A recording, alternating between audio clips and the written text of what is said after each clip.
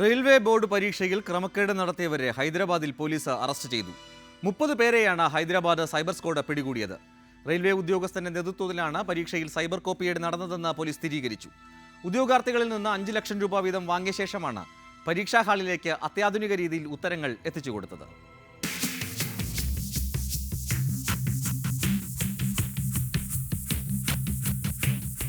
ഇക്കഴിഞ്ഞ ഞായറാഴ്ചയാണ് രാജ്യത്ത് ഇതുവരെ കേട്ടുകഴിവിയില്ലാത്ത വിധത്തിലുള്ള കോപ്പിയടി നടന്നതും കൈയോടെ പിടിക്കപ്പെട്ടതും. രാജ്യത്തെ IT തലസ്ഥാനമെന്നറിയപ്പെടുന്ന ഹൈദരാബാദിലാണ് നൂതന രീതിയിലുള്ള കോപ്പിയടി അരങ്ങേറിയത്.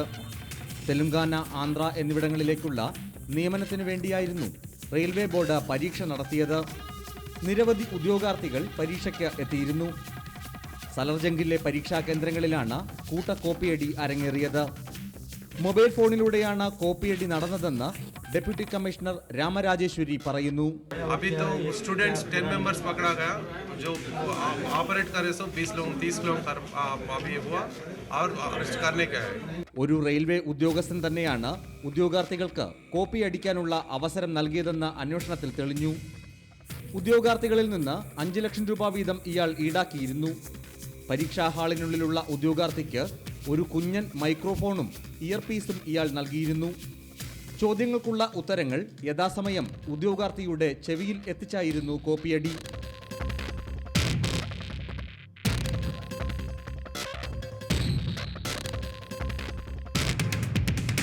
പത്ത് ഉദ്യോഗാർത്ഥികൾ ഉൾപ്പെടെ 30 പേരെയാണ് പോലീസ് അറസ്റ്റ് ചെയ്തത്.